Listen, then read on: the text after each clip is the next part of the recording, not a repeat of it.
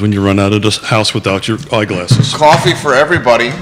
We're going to be announcing a new Real Talk website here at the start of the program, and then we're going to get into topics all thing Albemarle County on Real Talk, the 300th episode of Real Talk. Can you believe that? So I'd say the average show is roughly 90 minutes. Oh. So we're going to go 300 times 90 minutes.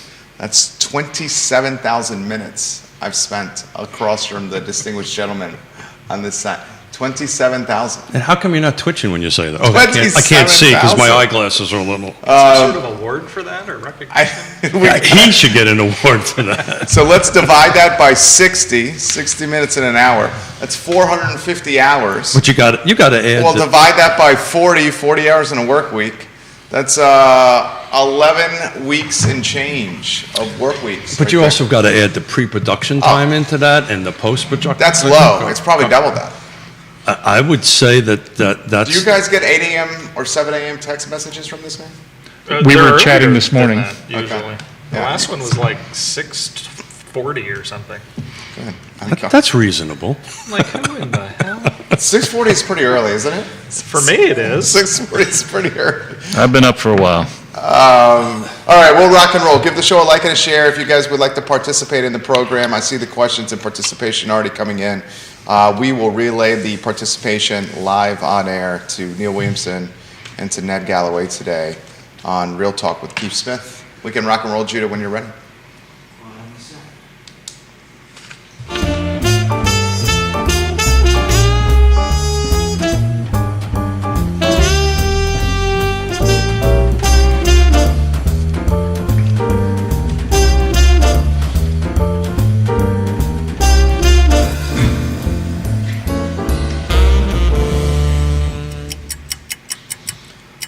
Guys, good Friday morning. I'm Jerry Miller, and welcome to Real Talk with Keith Smith here on the I Love Seville Network. We are live in Charlottesville, across Albemarle County, Central Virginia, the Commonwealth, the country, and the world. We are presented today by Yes Realty Partners and Keller Williams Alliance. We're powered by Segura Solar. We have a lot we're going to cover on today's program. We're very excited for the show. Anytime Supervisor Ned Galloway is in the house, and anytime the King of Content, Neil Williamson, is in the house, the shows are dynamic and dynamite and absolutely breed community participation and engagement. Judah Wickhauer is our director. We would be remiss not to highlight everything he does behind the scenes for this network and this show. Judah, I'd like to start, if you have the two-shot ready to go, with the two with Keith and I, so we can highlight the new website that launched today, realtalkwithkeithsmith.com. You can find it online, realtalkwithkeithsmith.com. Keith, just a fantastically designed and developed website, if I do say so myself. Jeez, I wonder why. If I do say so myself. Let me see. It looks good, Keith. Yeah, I'm excited about it. I mean, the logo is just, off the charts, pretty cool. And I thank you and Judah for all the hard work that you did. But, we want to kind of move the show to the next level after 300 shows. And whatever that times of minutes and hours we spent together, which was a lot. So we just wanted like a single source so folks can go and watch the shows and celebrate our partners. And I'm just excited about it. I would be a bit remiss if I wouldn't publicly state this, that the gentleman sitting across this table from me on this two-shot, what did it take you, about 2 years to convince me to do this? I'd say 2 years to do this, yes. So that was probably somewhere around 100 shows or something like that. But I'm excited about it. We're going to share the link so folks can tap into it. And, I'm just excited about the next level stuff. We're all very excited. We'll welcome John Blair to the program. We love you, John Blair. We love that you engage with the program. Why don't we, Judah Wickhauer, go to the four-shot now, and let's welcome friends in the program, all around, great guys, stakeholders, influencers, good people to be around. I can continue. Yes, I was talking about you, Supervisor Galloway, and you as well, Sir Neil Williamson. Gentlemen, good morning. How are you guys doing? Good. Doing great. It's great to have you guys. Thank you. Absolutely great to have you guys. Keith, where do you want to begin when we have two guys like this? The conversation's going to be free-flowing undoubtedly. Yeah, so I'm excited to hear that we got some questions coming in, and maybe the feed might take over some of the conversation. But Ned, for the few folks that don't know who you are, let's introduce yourself. Tell us a quick plug for Car Lots, and we'll move over to Mr. Williams to my right. Thank you for Williamson that. to my right. Well, Ned Galloway, I'm the Rio District Supervisor in Albemarle County. I'm in my first year of my second term. Moved here by way, I'm originally from Wheeling, West Virginia, moved here by way of Cleveland, Ohio, where I was a teacher before coming to UVA to attend at the time, the Curry School of Education, but the education school at UVA. And now I've been in the car business, but currently with Car Lots over on Pantops, and Car Lots is a consignment retail remarketing business. So we take other folks' cars, you come in, and you're able to resell the car through us and make more than you could if you tried to trade it or wholesaled it yourself if you're a business, and without the hassle of having to go through selling your car on your own. So it's a great model for you to get more bang for your buck out of your car, and then it provides other people, based on our pricing criteria, a well-priced car that's already priced below market out of the gate. So my team's not commissioned, so it's a real low-stress experience. You come over, you end up working with the whole team, we explain our model, and we can help sell your car and make more money for you, or we can help you buy a car and get that car for less. And, even with the prices going through the roof as they have been, we still have kept our model and our formula the same, where we stay below whatever the average price is. So, of course, ours have gone up a little bit, but they're still below what the average price is that's running. So later on in the show, I really want to try to make a correlation between, the resale used car business and the housing industry, and we're kind of stuck in the same place of lack of inventory. And then there's a cool thing you guys have. You got a foosball, and you guys play a little foosball. Play a little foosball. Yeah, it's just a different environment. Like I said, we do. People. I read again somewhere else where somebody said it was some website or something where people despise the process of buying a car. And really, at the end of the day, Car Lots is trying to change that, where we just come in, we explain our model, we're upfront and transparent. It's all fee-based, so we explain to you what those are, and then it either works for you or it doesn't. And if you find something that we can help you with, we're going to help you do it. And if not, we're like, well, thanks for visiting, and hope you enjoyed meeting the people. So come see us on Car Lots. We're actually getting quite the uptick of inventory. That was my next question. From our consigners. So that's a great sign. So the inventory is great over. I've had more than probably I've had since December, end of November. Nice. Just in the last 14 days or so. And we're also starting to see an uptick in people bringing us our cars to sell. And those price points that can be below 12 or 14 grand. I mean, there's still life in a car that maybe is 10 years old, has been well maintained. You don't get what you want for it out of a trade. It's been a faithful car for you. Well, we can help get you just below retail for it and make some more money for you. And somebody's going to see that as a really great car to have. So it works out for both parties. We're going to try to connect the dots later between your industry and ours. Mr. Sir Neil Williamson. I'm thinking I'm driving a 10-year-old car that really is great. They definitely, there'll be a time, but it's not yet. But Neil Williamson with the Free Enterprise Forum. I think I'm in my 18th year at the Free Enterprise Forum. We cover Central Virginia's local governments. We are unabashedly pro-business. We advocate for reduction in regulatory hurdles. We are all about getting more housing everywhere for everyone. I love that tagline. Should we talk with should we start housing and the Crozet Gazette piece? I think we'll let Neil kick that off if you don't mind, but we'll talk a little bit about this article written by Lisa Martin in the Crozet Gazette and about affordable housing and incentives. So if you can kick that off, we'll talk a little bit about that. And sure, I'll set the scene. And Ned has been involved in all of these discussions, and Lisa Martin contacted me and a number of people for this article, and it's a very well-written piece in the Crozet Gazette. Albemarle County was reviewing and updating their housing policy, and now called Housing Albemarle, and that passed, I want to say almost a year ago now, but there were elements in it that required incentives in order to work. And so those elements, where it would be mandated to provide 20% affordable housing in any rezoning were put on hold until the incentives could be figured out.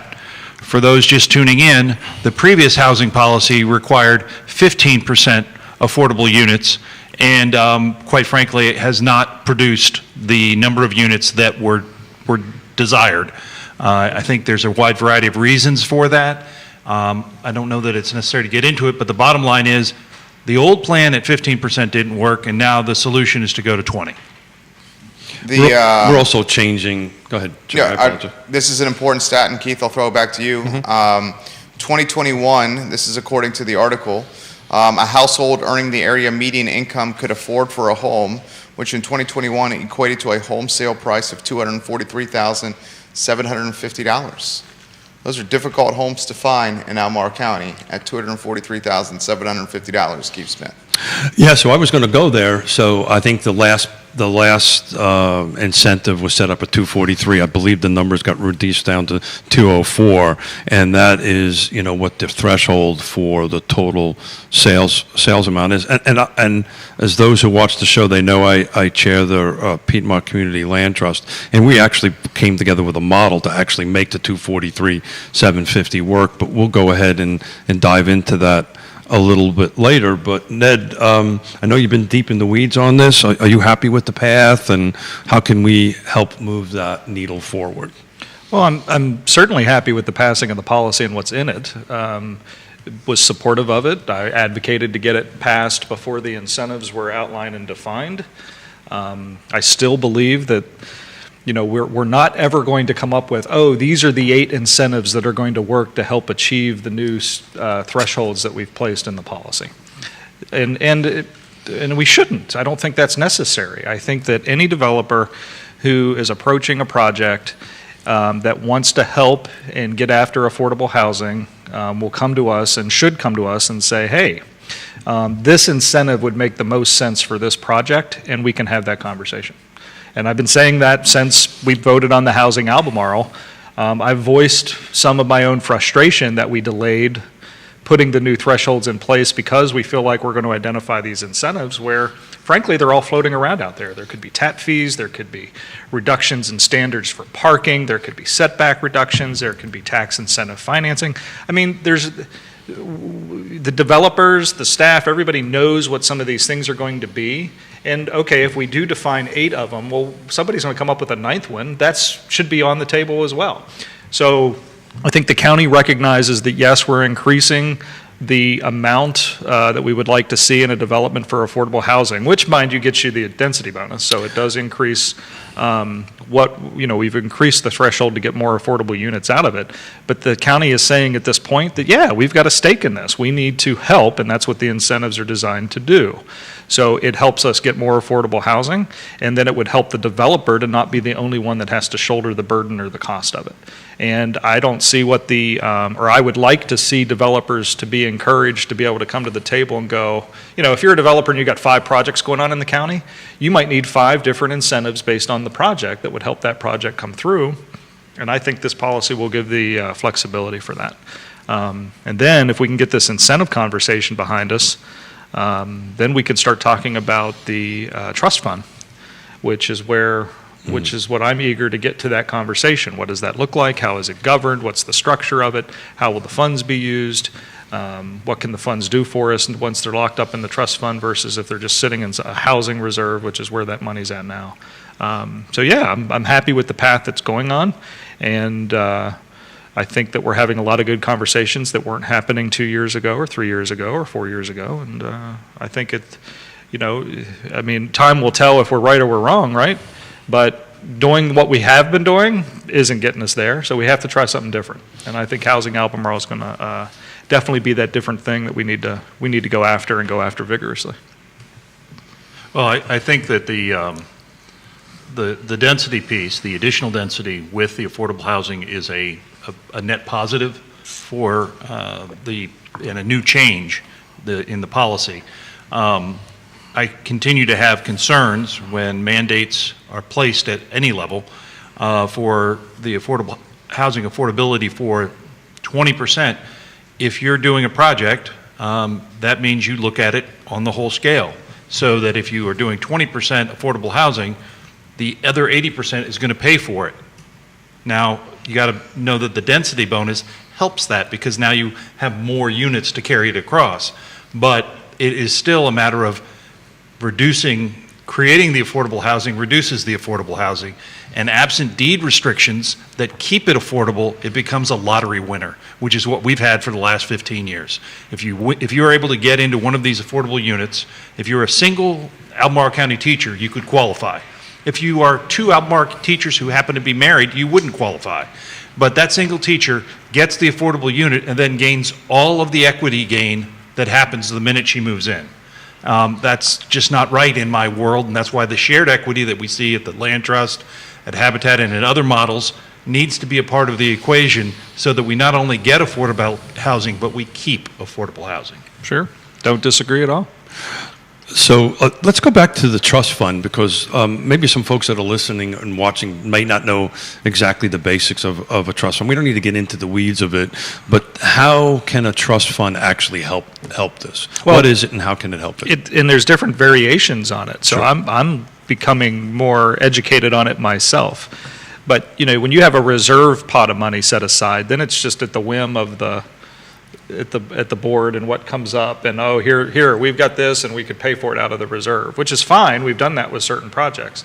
But a trust fund, the way it's been used in other jurisdictions, one, they've grown it because it's been existing for 20 or 30 years to have a ton of money in it. And it's even money that kind of, in some instances, works for itself to gain the money. So it's not just putting ongoing operational dollars or one-time monies into it.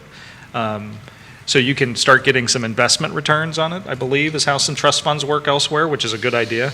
But then you can start setting the standards where you say, well, if that comes out, then you could have like a scorecard, if you would. Well, this project achieves this, and you could prioritize that scorecard to be able to get the funds out, so it's not just whoever gets to the board first to ask for the money. Well, that's kind of how it is now, right?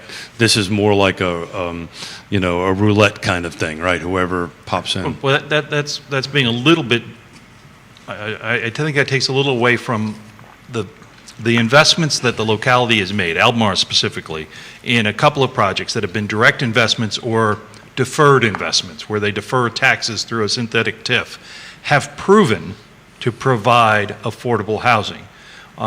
This idea of a synthetic TIF, you pay all your taxes and then you get rebated for the improvements. So if you put an apartment building up, you still pay the taxes on all of it, and then they rebate the improvement, which is the apartment building, for 15 years, and then they take that and then they sunset it over the next 5 years.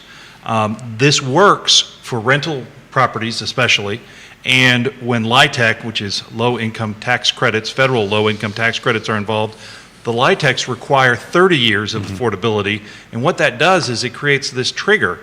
I was talking to someone who's very involved in this project, and they said, well, Neil, but somewhere between year 15 and year 20, I recast the loan.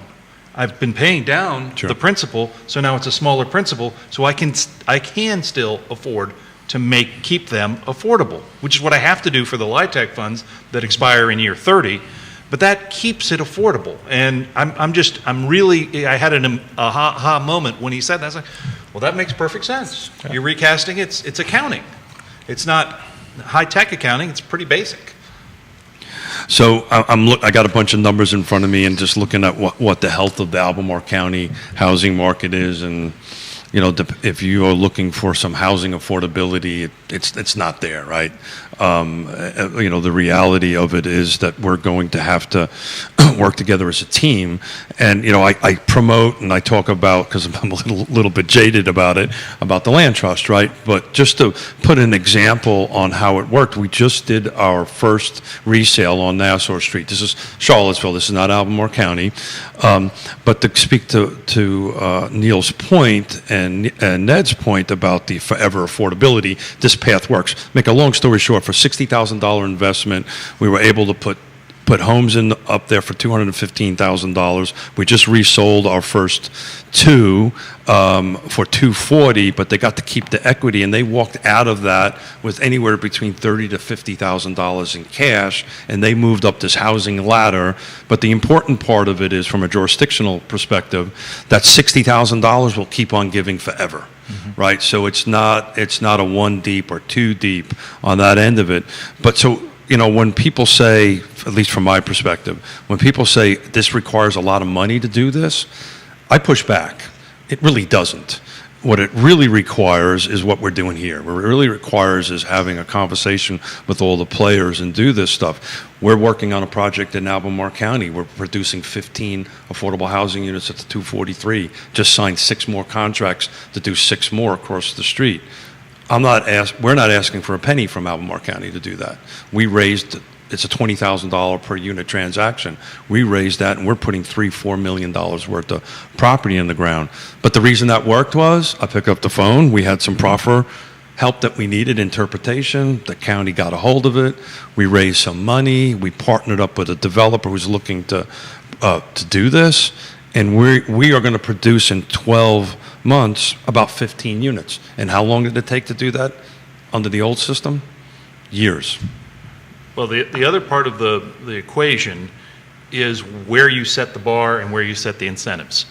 Because if they're not aligned, those projects, and Ned and I have a little bit of a disagreement about that, will eventually go by right. What that means is they have a by right zoning capacity that might be 1 unit an acre, to use a phrase. And you could build in the development area much more densely. But if the process, the rezoning process, is not predictable and requires too high a bar and does not have the incentives to help you get over that bar, it will go, as with the path of least resistance, by right. Well, I mean, that's why I'm afraid of cookie cutter incentives, right? Because if you look at it and it has to be one of these 8 things and that doesn't fit your project, then it's like, oh, well, that's going to be too much trouble. But if it's a project by project discussion about how does this work for where I'm developing, and this incentive seems to make the most sense, and how can we talk that through, I think that's then the county helping get that project through that works for both parties. Right, but it eliminates the predictability, and it creates ambiguity for the investor. And it does have some challenges where you go by right. You can get a building permit. Of course, it'll take you 3 months. That's been the case forever. I mean, you put your cards on the table. It's a risk to go through a rezoning. Will you get it or won't you get it? That's not going to change. We can do expedited reviews. We can try to maybe speed up the process to get people to that point so that at least the decision's being made. But, you know, the board is always going to scrutinize traffic and schools and aesthetics and all of the things that we do in zonings. And the incentive program in Housing Albemarle is not designed to do that. And I don't think anybody that would be sitting in one of those 6 supervisor seats would ever say, yeah, I'm not going to be worried about those things when development comes in. So that's always going to be a risk. But, you know, at least the county, I think, or at least in my opinion, the county should be saying, let's have a conversation about, you always talk about how the affordable units gets pushed on to the other 80%, the cost of it. The incentive's designed to stop that, still make it pencil for the developer, not raise the cost for other people, and get affordable folks in there. So that's a worthwhile conversation. But the policy as written would make that an administrative approval and get the Board of Supervisors out of having those conversations about traffic and the rest. That's the way it's written right now. The overlay, you mean? The overlay, yes. Yeah, I don't think the overlay is, based on what I heard at when the conversation came up, I don't know how that's going to fly. That's why I asked for the case studies. Give me case studies of Rio Point, I think it was RST, and then the Breezy Hill. And those are 3 that, didn't get a lot of attention. But they, having case studies on those 3 will tell us, all right, if an overlay existed as the way you defined it, this at least gives the board a real example of here's how this would have played out. The board should and needs to know that. And then we'll see how the conversation goes once I read what those case studies are. Right. And so if that overlay doesn't happen, because that was the other incentive that it was included, was that there would not be a legislative review, which would take a lot of hubbub out of the process. If that doesn't exist, I think the incentive package is less attractive. So I don't want to get into weeds on this end of it, but I think why it's on my left side, left hand, I agree with Ned. I think, putting the incentives on the back end potentially could work better per project. On the right hand, I'm not so sure that doesn't cross the proffer line, right? And if you leave it on a per project basis and it becomes a negotiations between the developer, and we don't have this clearly delineated and written, and you correct me if I'm wrong, Neil, and if we leave it on that, it could be perceived as a proffer, and under the current law, statewide, the county can't negotiate. Am I wrong? I think so. The incentive program, the way I see it going, is that proffers will remain proffers, and that has to come from it. So your entrances to a development, we're going to proffer redoing the entrance to meet VDOT standards, or maybe proffer money to the schools or proffer land sites or anything for that. I see this as a completely separate entity because you're going into basically a private-public partnership. Oh. And based on the private-public partnership, then you can set up performance standards and do it through that avenue, and it doesn't have to go through the proffer. And So that actually occurs. Let me jump in for a second, Neil. I just wanted to make sure, I may have misheard you. I thought we were discounting incentives altogether and then just handling on a per project basis. I think incentives are Okay, key to I getting apologize, after I our misheard policy. you. I just don't know if the overlay, I think what Neil is saying is the overlay just allowed you a straight shot to the goal line. Whereas now you don't have to go through, those are too many units and you need to get those down, or the height's too high, or whatever that standard is. That'll still come to the board. It wasn't going to go to the board if you did the overlay. Just like form-based code and Route 29. So that means you got to rewrite all the zoning ordinances for that, like the city's So doing. if you have incentives, though, as a separate conversation, and the overlay doesn't exist, now it's the normal rezoning process. But as you're considering doing it, you're open to be able to discuss with the county, hey, this is our project, this is what we're thinking about doing, and we really think this incentive would make sense. Now, to protect the county's money if you were to provide the incentive, so let's say we're going to put $500,000 towards your project. There has to be something that protects those funds. Sure. That's what the performance agreements are about. And we do this all the time in economic development projects. Mm-hmm. And sometimes that includes residential and mixed use and all of that. So it's the same type of process, but now it could just be specific to housing, and I don't think our heads are really wrapped around that yet. We don't think of it that way. If you go back 5-8 years now, this is what Habitat did. They did a performance agreement that was agreed to by the Board of Supervisors 4 weeks before their rezoning came through. And one did not mean that they had to vote yes on the rezoning. But that was a case-by-case basis, and it's a public-private partnership that Albemarle has $1.2 million in, or something of that level, plus staffing time. Yeah. And so if you're going to do that for every residential rezoning, and remember, the residential rezoning is visualizing the comprehensive plan that was community vetted. So these are applicants that come forward, take what the county said they wanted, put down how much it's going to cost to do that, they do the pro forma, and they come up creative ways to deliver that product in those numbers, and then hear the community come back and say they don't like X, Y, or Z about what the community vetted comprehensive plan says. So And that's the part you're never going, Overlay would get rid of it. An overlay would get rid of it, but I don't see how, based on those type of concerns and the viewpoints of folks that would be sitting in the 6 supervisor seats, I think that's a hard hurdle to cross. I think I had said the overlay, you could probably define specific areas within the development zone, just like we did with the form-based code in Rio 29. So that small area plan, that form-based code is going to work in a very similar fashion, where you can just come through, and if you meet that, you go right on through it, right? So if you did that with maybe an affordable housing overlay in defined areas, I think that could help us get the density where we would like it or say we should have it.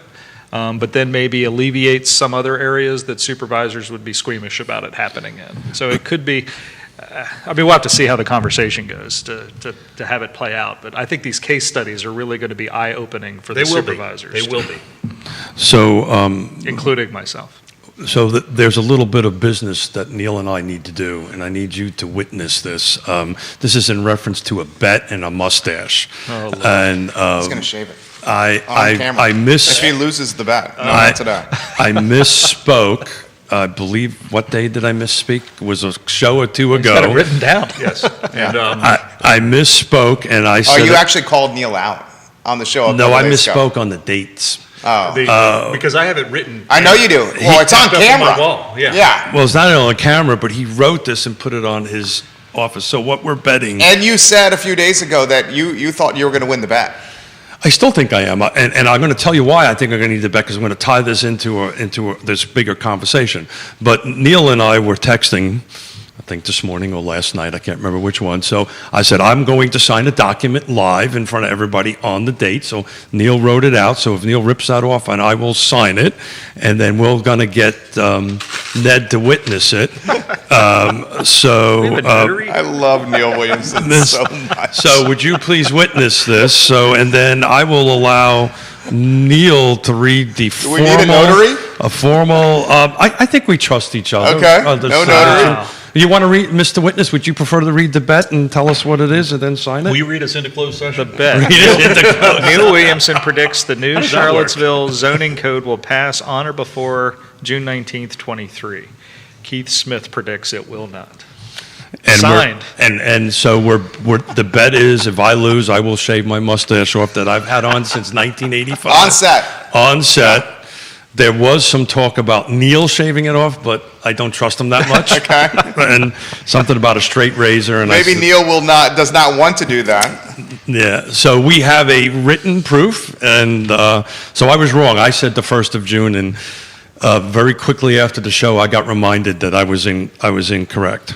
So let's look at this big picture overlay and timeline and proffers, and I don't really want to get too much in the weed in it, but I was part of a meeting yesterday, part of another nonprofit. We'll leave names out of it, we'll leave projects out of it. We were talking about a pretty sizable project that they're working on, happens to be in the city of Charlottesville, and folks who are smart can probably put 2 and 2 together on that. I think we have. On that end of it. And there was in the middle of the project, there's potentially a 6-month holdup because of some erosion and control issues. And why I talk about this and I bring this up is the real success on how these projects work is how the nonprofit or the for-profit works with the jurisdictions and works with it. This happens to be a nonprofit that if this holds, that project gets put on hold for 6 months. And if it holds, which hopefully it will not, that will kill that project. And so one of the things that I feel Albemarle County can do, and the city of Charlottesville and any other jurisdictions, is what they do out west. This particular project would have one dedicated person in the city or in the county that if there's a problem, that dedicated person helps walk it through. And one who sits on this side of the table, it's very frustrating to get bounced from department to department to department to department, and then people change on that end of it. So the way these jurisdictions have done that, if you have an overlay and you meet all these check boxes, you're expedited on approval and you get a dedicated person. That may be difficult to do right now because of staffing, but it's something that my head blew up when I heard that if this doesn't get worked out, and it will, we'll figure out a way to get it worked out, this particular project may not happen. Why should any project go through this, profit or nonprofit? It is a problem that is systematic, and if a private developer has to hire somebody to walk a project through, a nonprofit is a developer. It is true. They are a developer. It does not mean a bad thing. They are developing the dream, the comprehensive plan. What their profit model is doesn't matter. We need to fix the problems that exist that get you jumping from desk to desk to desk to desk. And we need to make it streamlined for everyone. I don't think that affordable housing should get a better drag than any other housing project because it's affordable.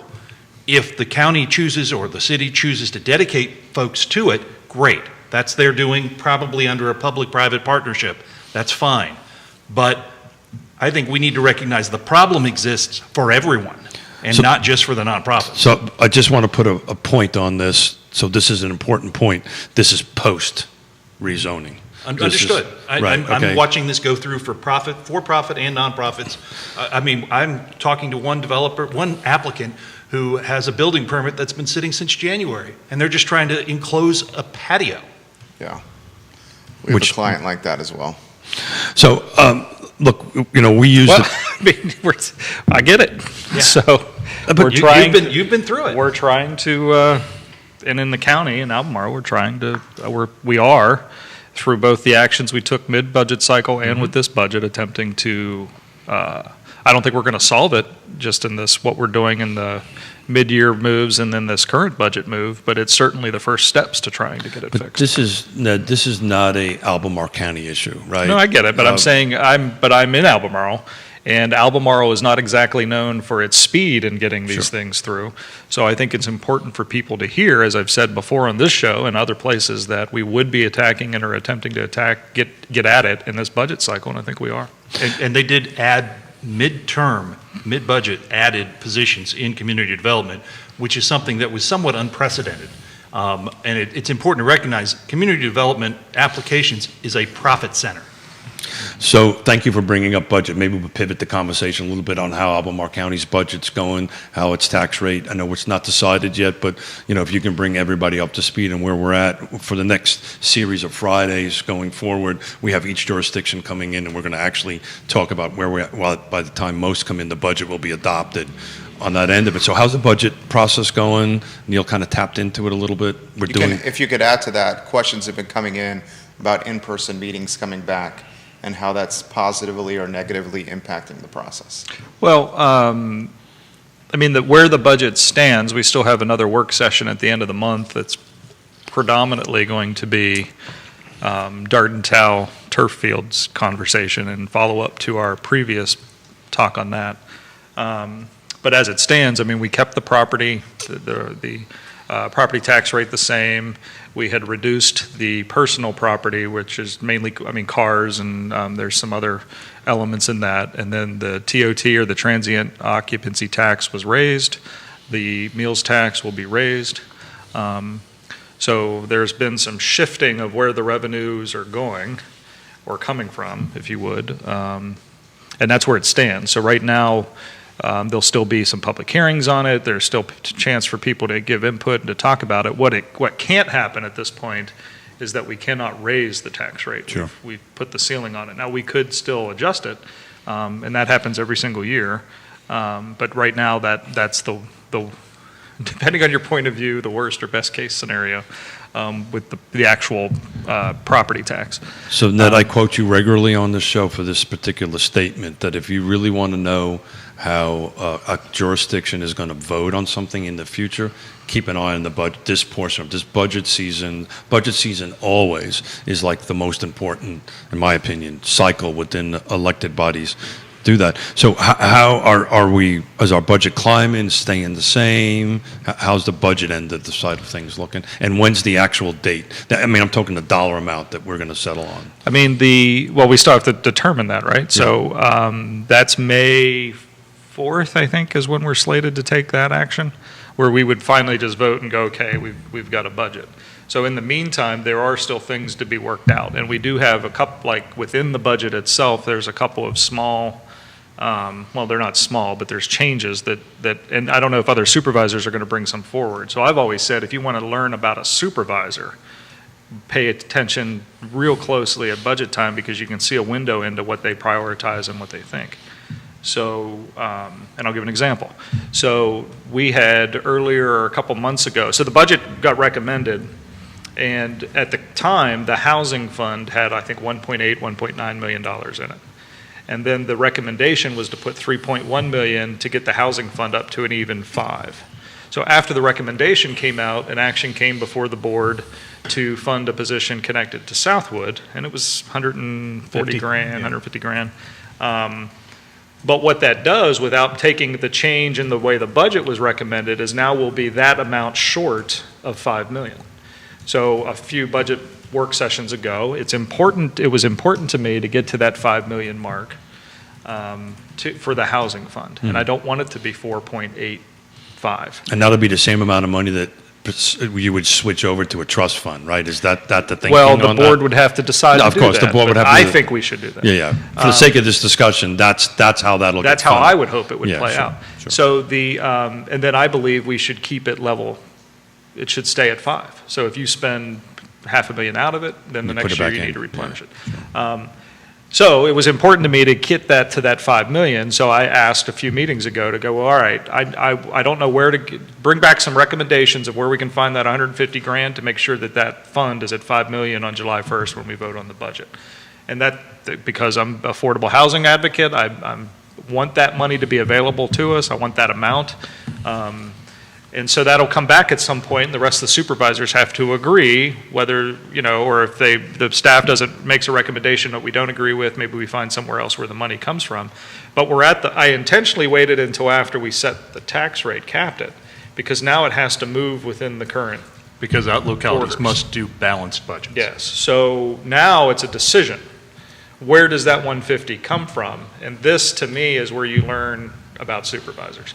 Because the staff is going to come back and go, we're going to take that 150 from, or you could take it from here, and then the decision of where you move it to and where you put it gives you an insight into what type of individual you have. And I've made some other recommendations about some moves like that, and I expect other supervisors will. We tend to call it the parking lot or the list. When you're listening to the budget, we'll say, well, let's add this to the list, and then at some point before the final vote, that will come back, staff will make recommendations, and then we'll go. The other one that I asked was that I, at minimum, wanted to see our Department of Social Services positions. The way it was budgeted in the recommended budget was to start January 1, so mid-fiscal year. So I asked for those positions to be pulled forward to July 1, not to wait until January. So of course, that's 6 months of cost, right? Because it was previously delayed, so you can save some monies onboarding staff. And then also ask for an additional FTE in the Department of Social Services. So where does that come from? Well, at some point, like I said, we'll get back into dealing with the list. Staff will come back with recommendations, and they'll say, well, these 2 items, this is the cost, this is how we would do it, this is where it would come from. And that would basically be me saying, I agree with that. Sure. And then you learn, okay, well, Supervisor Galloway, you either agree with me or you don't agree with me about Sure. funding a position or pulling it forward and where that money comes from, because it's sacrificing funds somewhere else. So it's a balancing act, right? So we've got the tax rate that's floating here. We've got the other end of the triangle that is the assessed values, right? That's kind of the heartbeat that's kind of doing it, and then we've got the dollars on that end of it. So the tax assessments have been set, right? That's there. The rates floating up and down as you guys are negotiating the dollar amount will determine where the rate's going to go to Neil's point, because we got to be at 0 in the center of that triangle. And the rate, for my understanding, the rate that you've discussed it could come down, but it can't go up. Yeah. And to answer your other question, which was really kind of a macro question, what is the percentage increase in the budget? And that's something that you do want to take a look at, how your budget is growing. And quite But it frankly, always grows, right? I guess. It didn't last year because they did a 6-6-12, which was they didn't know what was going to happen with COVID. Sure. I think it was a 3-6-6-12. 3-6-6, yeah. 3-month budget, then they did a 6-month budget, then they did a 6-month budget, and then they did a 12-month budget. It was a very pragmatic, it was a very difficult 3 weeks in Albemarle County finance, but it was a really good way to go, although it froze positions that we're still feeling the pain of. Thus, you have 3 months, 4 months to get a building permit. That's can be tied directly back to freezing 7 positions in community development.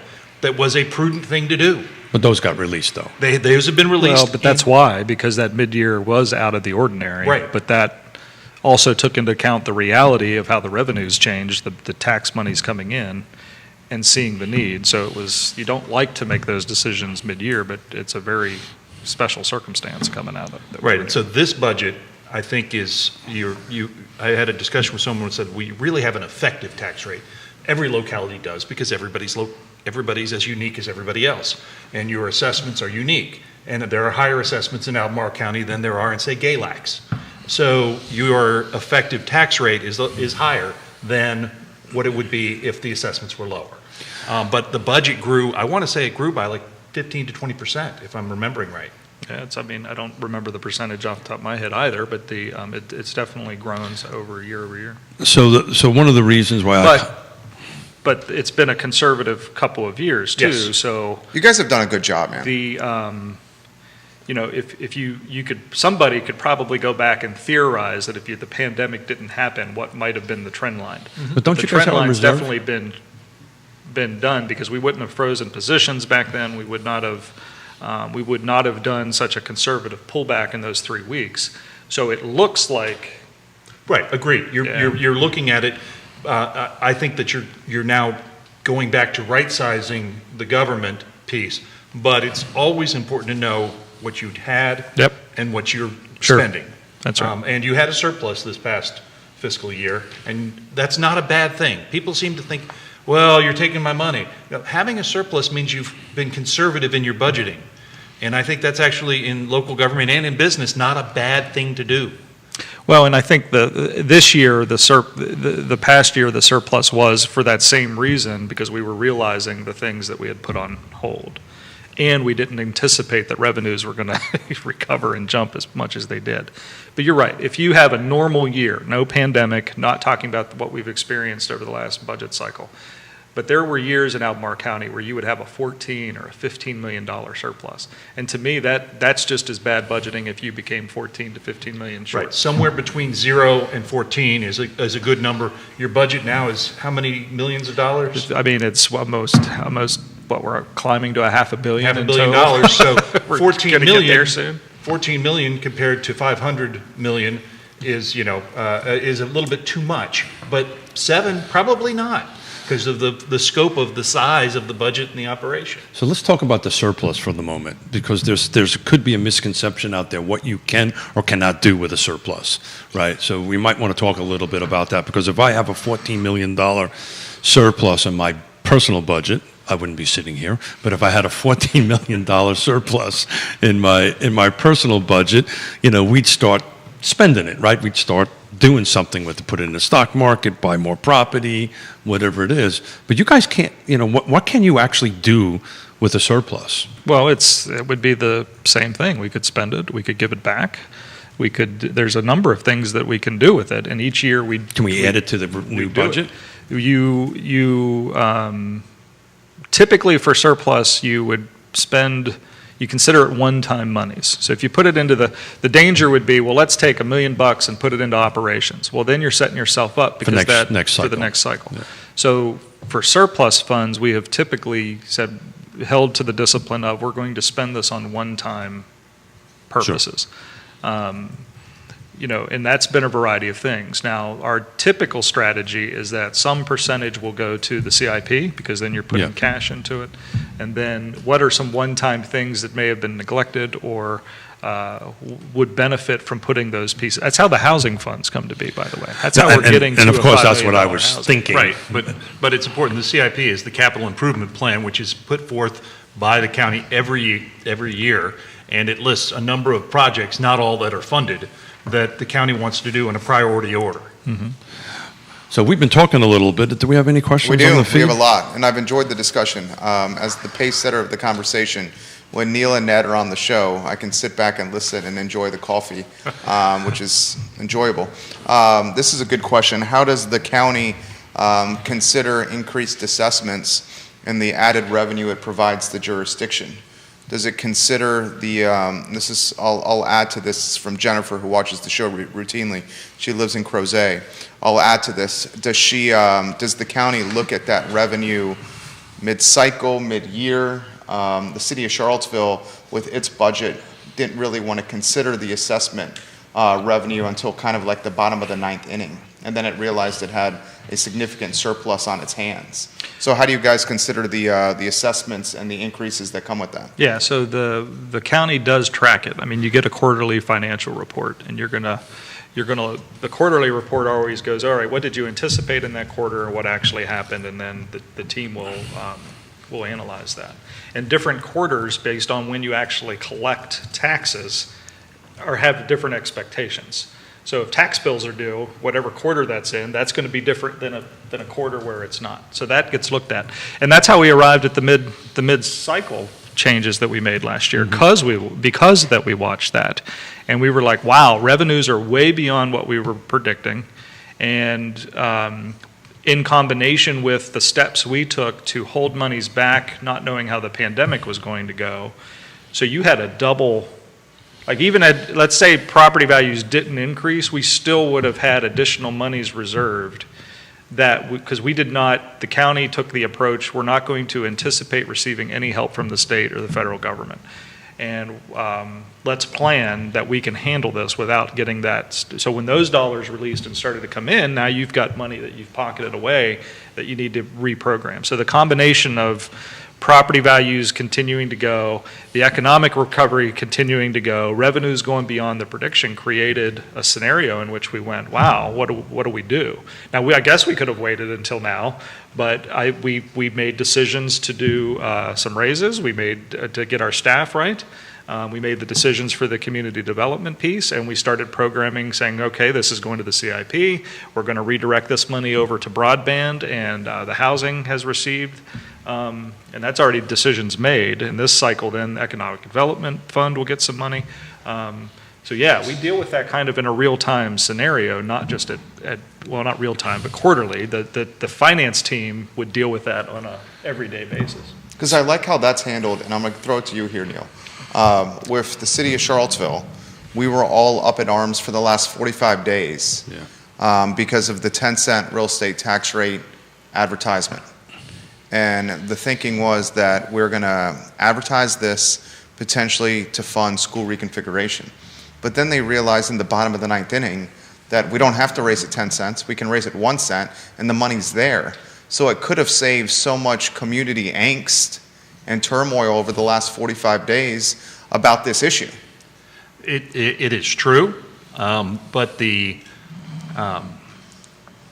way Virginia State Code is written, you can advertise a rate and you can do anything below that rate or below. That's the way the code's written.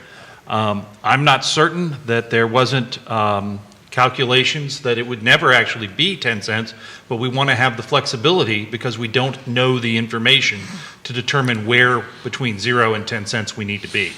That's fair. I don't feel like the perception was managed that well.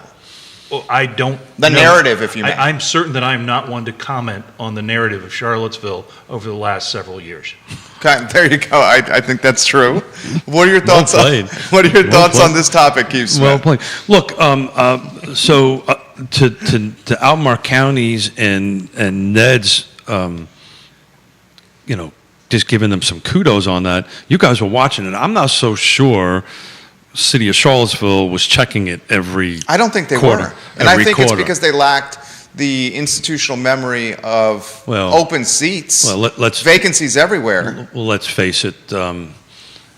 Albemarle County has a little bit of a staffing, That's what I'm saying. a little bit more staffing on the robust side than the city. But You don't buy that. I have. in this department, I will say that in the Commissioner of the Revenues Department, I think Todd Divers is one of the best in the state. Yeah, he's doing a hell of a job. agree. And he's being ignored. That's a little different than I would the agree. finance group I would in the agree. city. But I don't want to throw Todd under the bus because No. We have it's to very explain- rare to see a Commissioner of the Revenue come in front of the city council and say, you're screwed. you're really going to need to pay attention to this Yeah. because you're going to send these bills out in 90 days and you are going to get creamed. Yeah. And he's going to get creamed Oh, it's- unfairly yeah. for him. And he's papered the trail. And that was a next question for Supervisor Galloway about the property tax rate and used cars going up.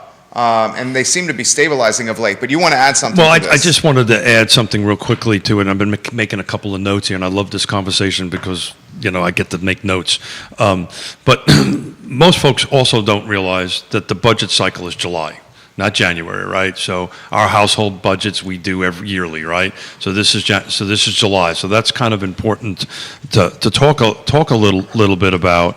But this whole thing that I think Neil, you want to kind of explain a little bit. Mr. Divers is an elected official, right? Not staff. And there's a huge difference between the two. And, you know, when he gets up there, He's got to manage PR to get reelected.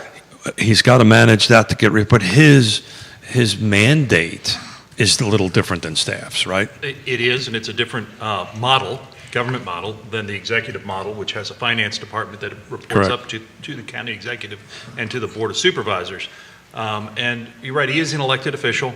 I would say until recently, he was kind of a under-the-radar elected official. Just Not as, anymore. Can you name the clerk of the court?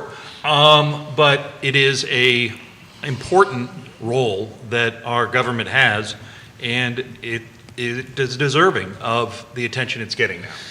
So possibly staff and elected officials were not listening to the other elected official, whereas in Albemarle County's example, it's a direct employee, it's a direct staff. There was this, at least outwardly looking in. I'm sorry, I can't give it all to staff. Albemarle County has a great staff. They provided options to the board. The Board of Supervisors made tough decisions going into COVID. I was in the meeting.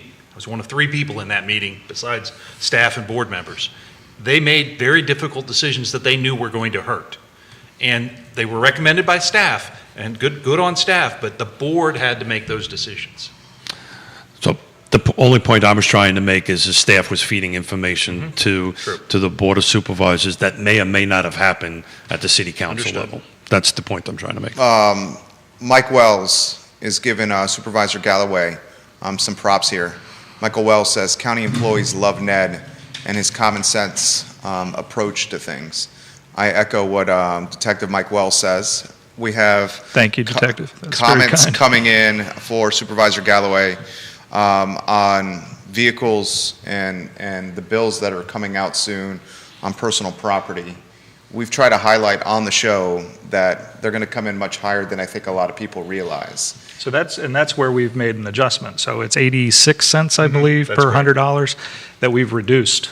So we've recognized that this is the Pain point. used vehicles values especially are going way up. So when I asked, You know this well. when I asked what the cost, so when you put it out there, it's interesting. You say, well, here's where the property tax rate is, here's where the transient occupant tax, here's meals tax, here's personal property. So you say all those things and you see these rates, but then you say, well, what does it cost to do that? That's exactly So at one of the budget cycles, I said, well, we're reducing it by 86 cents per $100, the used car value in the category that's under. What did that cost? $12 million that cost to do that change. So how did we make up for it? Well, we're going to make up for it because we did raise the transient occupant tax, we did raise Meals the meals, tax. and we're recognizing that keeping the property tax there, we're getting more value because the value's gone up, so there's more revenue coming in there. But what do you do, or what's the philosophy behind that? Well, we're trying to take the burden, and we chose that area to bring down the used car, recognizing what's going on that, and that impacts businesses as well, not just folks that own cars. For sure. And then transfers who's paying that. So the philosophy behind raising the transient occupant tax and the meals tax is you're getting some revenue from folks that come here, don't live here, but they use our infrastructure. We capture some more from them and take it off the folks that do live here. And that was the county's approach this year, which obviously the board has been supportive of making that change to the real personal property tax. And apparently that has not been looked at or adjusted in like 20 plus years or something. Never when I was here. It just stays there, and this is a unique scenario, right? You're in the business, right? But the thing is that what it costs is what you're describing it as a cost is what is the impact if you kept it the same versus reducing it. That's what it cost. Because of the increase in the value in the product, if you compared it to last year. Oh, yeah. How much money are you getting compared to last year? So it's not the cost It's of not actually. the direct cost, Yeah. it's the revenue Yeah. decline. And a fair point, but when looking at that budget right now, Right. if we didn't offset it somewhere else, there's $12 million that we'd have to be saying, what is that not, what can we not use that for? Right, but what can you not do? Because you could, of course, look on the spending side. Right. And you know, if we had left that alone and did the other changes, then that's an additional $12 million that would be at our disposal right now. So, I think it's one of those tax rate changes that we're going to do, but it's not, I think people will see it when they get the value, when that all goes into place, and they'll be like, okay, there's a change there. But it's not one that's like your home property tax is one that most folks watch. So, I mean, you guys are going to have to revisit this next year or the year after, because I'm pretty sure used cars are not going to stay this inflated. Well, and we've said that. They're starting to drop now. It'll have to be Right? something that we'll look at. But I mean, the fact is that it has over the last Well, couple but of years. chips aren't so- getting any better. So, right, until the chips are resolved. I mean, the guy's an expert. Isn't the used car market starting to stabilize a Look, little bit? I'll just say this, is that 2 weeks ago, we had a gentleman who bought a car in May of 2020 for $13,900, and he sold it for $16,500. How in the hell does that happen in used car. in used cars? I mean, the day of a car rolling off of a brand new car and dropping. And when I say he sold it, he did not do it through the consignment model.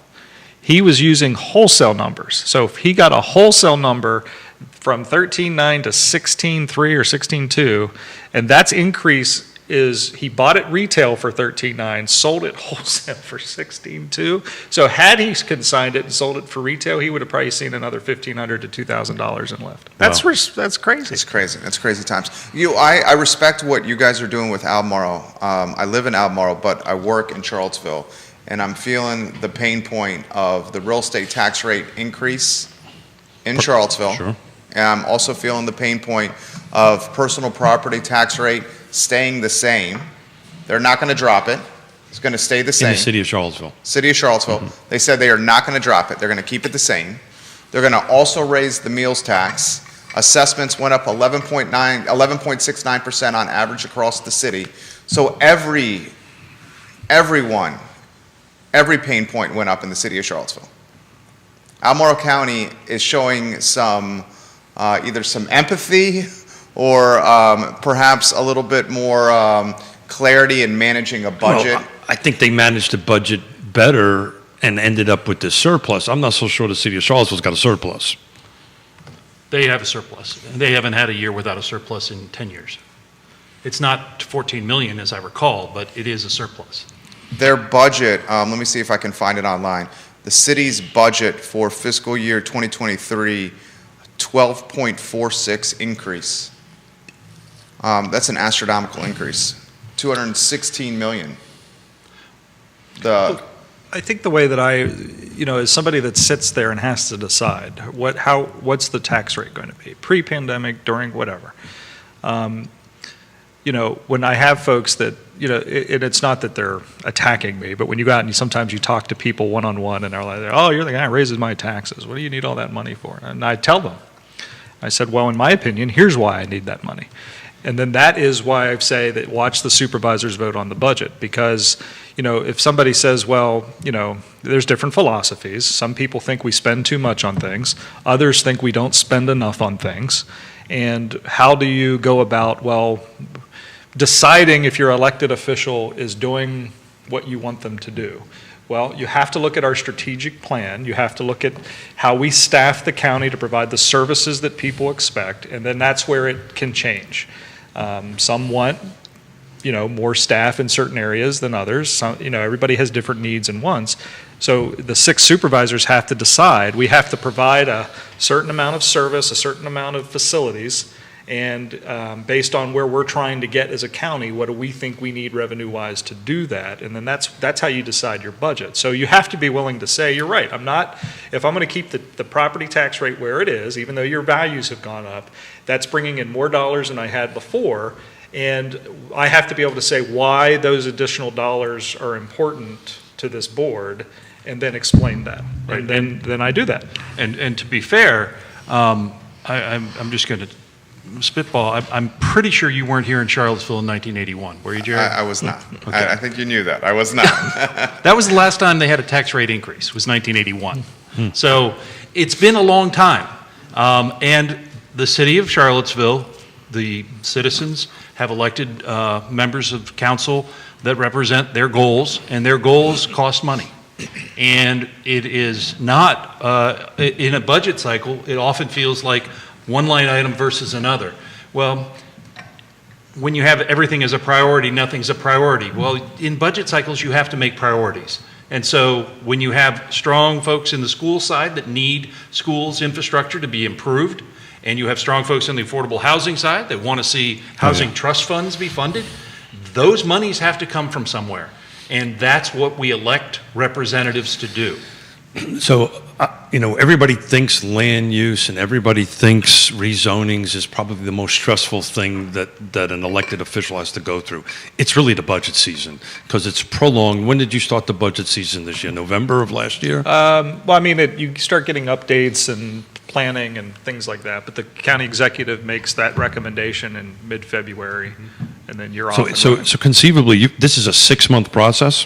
For us, because of that mid-year stuff, we've really been dealing with budget items since the fall, but we've been dealing with fiscal year '23 really in-depthly since February. But prior to that, right, there's the nonprofits are saying, hey, I need some money, the staff. The whole process for everybody else starts probably September, October. You start putting your asks in, and the departments have to put their asks in. So the whole fall is going through a whole process that leads up to the county executive needing to be ready to go in February to make that So staff's recommendation. under a lot of stress because everybody, it's all about the dollars, right? Then the elected officials, it's all about the dollars. So I tell folks all the time, if you really want to have a meaningful discussion about something other than the budget with an elected official, you kind of got to let this, in my opinion, let this budget stuff settle out a little bit. You need to keep a close eye on it because then you'll know how everybody's kind of thinking about whatever topic you might be interested in presenting before the board. But what I'm trying to do is give you guys kudos. That's a lot of work. That's a lot of nonstop Well, work. staff is the one that, they've basically been in a continuous budget process since March of 2020. Really. And this year is finally, I think after we get through this budget, frankly, it'll probably continue for another year, just the process they've been following the last 2 years. So maybe by '24 and getting through the fiscal year '24 budget, it might be back to some sort of quote-unquote normalcy. So, Neil, what do you know off the top of your head when the city of Charlottesville votes on their budget? The city votes, I think I think it's before the county, right?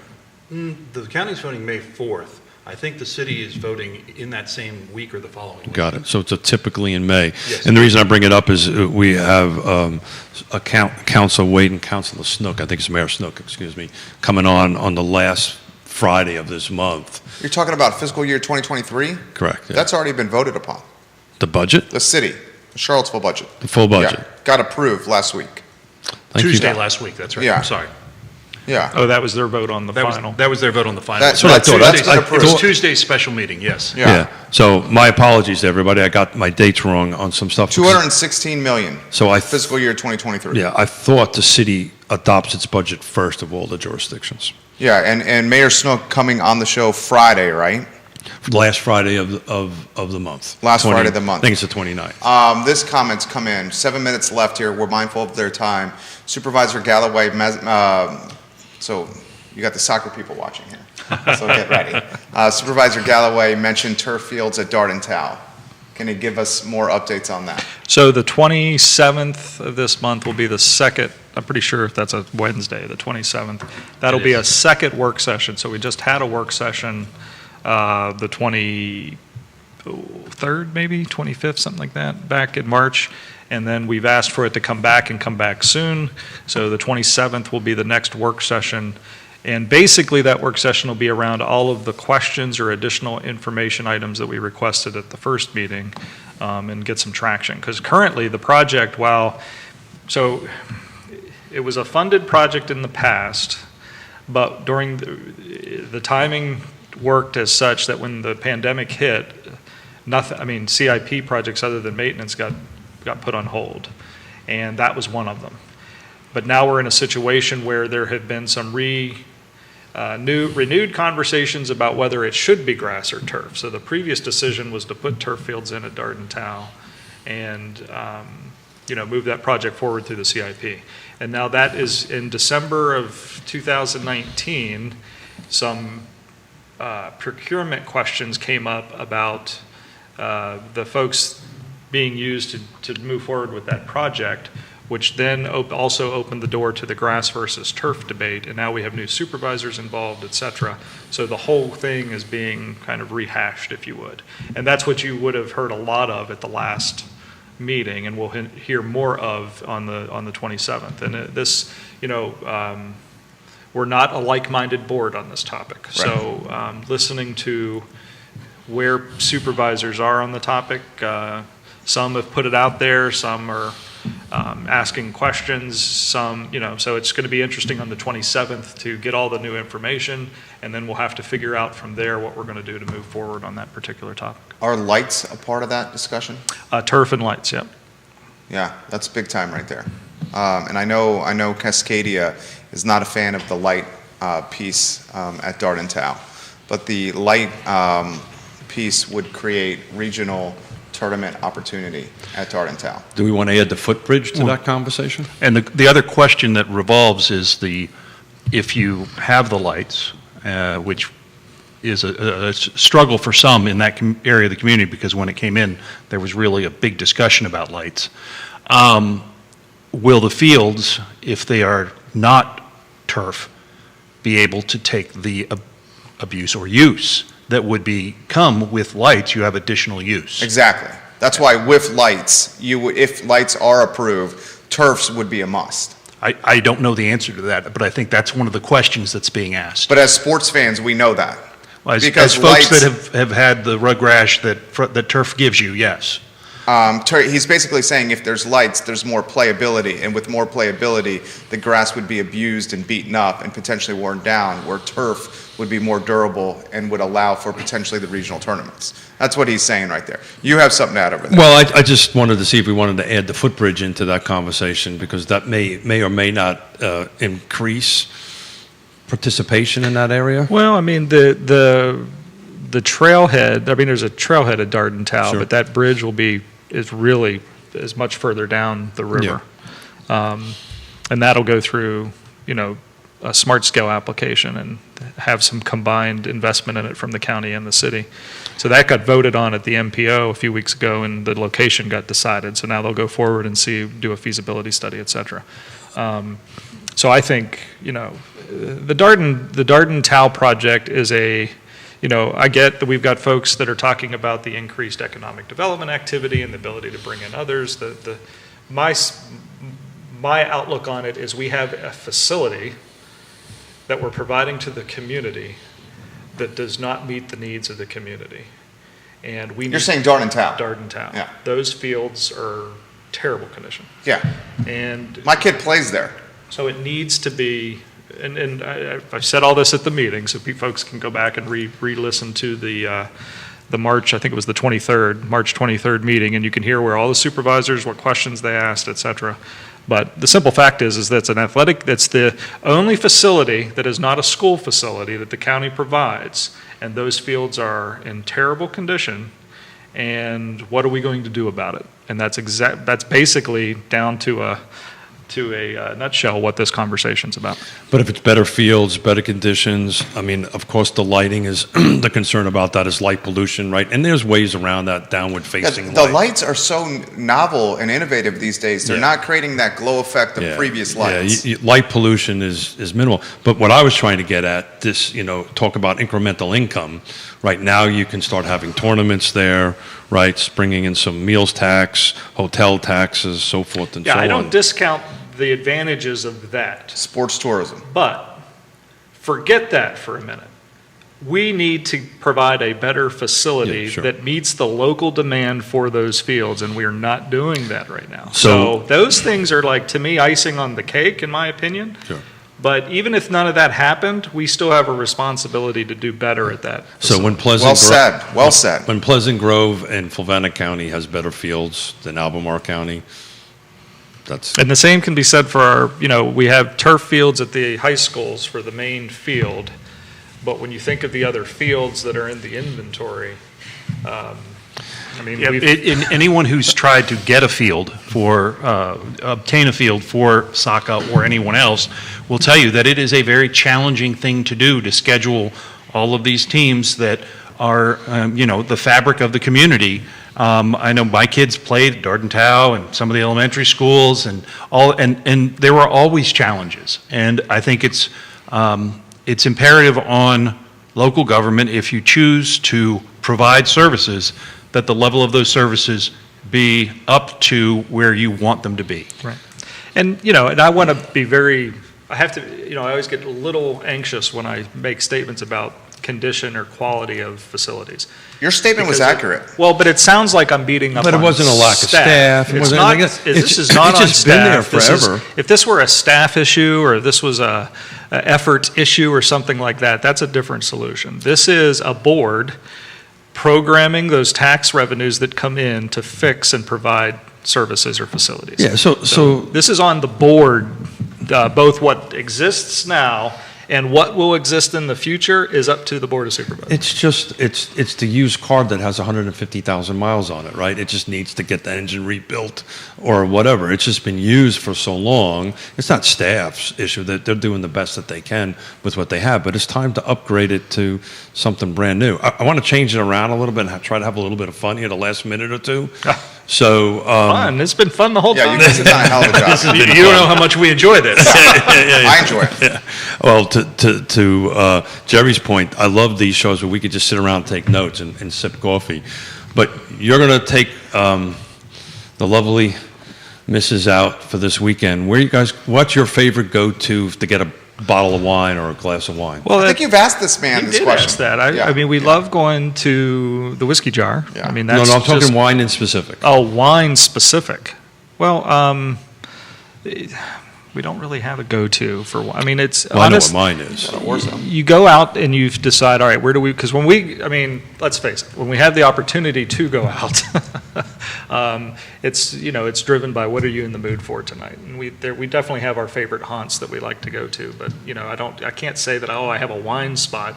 To So me, I was pick trying the to- spot for, usually for the food and all that, and then I go, what am I drinking tonight? That's, I'll So I decide. was trying to make a plug for some vineyard called Well Hung, right? Was that is that the one? I will say that the Well Hung Vineyard in Gordonsville has a special Easter menu. You can check it out at wellhungvineyard.com. It's a great place to pop in. We have outdoor seating. It should be beautiful. And it's, you know, although it's not, did you know what the Easter Bunny's favorite restaurant is? No, but I'm about to find out. IHOP. Easter Bunny's favorite restaurant is IHOP. Can I ask Supervisor Galloway about the designated outdoor refreshment area discussion, the Dora? Oh, yes, sure. Has there been any progress with the Dora with you guys? I We saw the news of Danville, right? And Danville's going to be the first Dora in the Commonwealth's history, year-round Dora. I feel like this is coming to us. It is. It's working its way through the Economic Development Authority, I believe. They Yeah. had a discussion about it last month. Being and presented to you It's going to guys. be presented to you Yeah. by Roger Johnson in the near future. So it's one that I know is coming, but we haven't really had any conversation about it. Okay.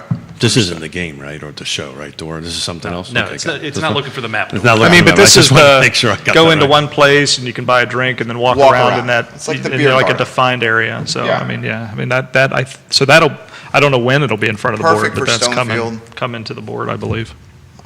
Keith, anything you want to add here? No, this Guy's is great. This is a lot of fun, guys, and as Jerry said, I you know, it's really great just to sit here and listen and take notes and have folks ask questions, and I'm blessed and thankful that you two guys are sitting here on number 300, man. That's been a long 300 shows. 300 shows. It's just, you did the math. What did that come out to? It's a lot of hours. A lot of hours. And that doesn't even include the conversations before and conversations after that may or may not include a cocktail on that kind of stuff. But I want to thank you guys. And I know your schedules are swamped, and to sit here and take out a couple hours of a Friday once a month, I appreciate the heck out of We're it. talking close to 40,000 minutes with the distinguished gentleman here. Before and after time, 40,000 And minutes. he says that without twitching. It's amazing. 40,000 minutes. Oh, hold it. He is twitching. Hold on a second. I want to close by giving Neil Williamson props in the Free Enterprise Forum. We're on his website daily, and follow him on social media daily, and please support the Free Enterprise Forum in any way possible. Fundraising, spreading the word of the Free Enterprise Forum, seeing him in public and shaking his hand and thanking him for the service that he provides to the Central Virginia community. He's A-plus people, Neil Williamson, and Ned Galloway. The more he comes on the program, I think the more the community respects him and gets to know him and understands what he is all about, and that's really being on the good lookout for Albemarle County in so many different ways. You guys are great. And Keith Smith, Thank you. you as well. With the glasses, you look at sharp. Happy Easter to everybody that's watching. That's We hope right. you- Happy Easter. Yeah, happy Easter. IHOP. Now I got it. Happy Easter. Yeah, there's the joke. Duh, Judah Smith. Wickhauer is our director. Thank you kindly for joining us, guys. You guys have a good weekend and take care. Thank you, guys. So how do you feel about this?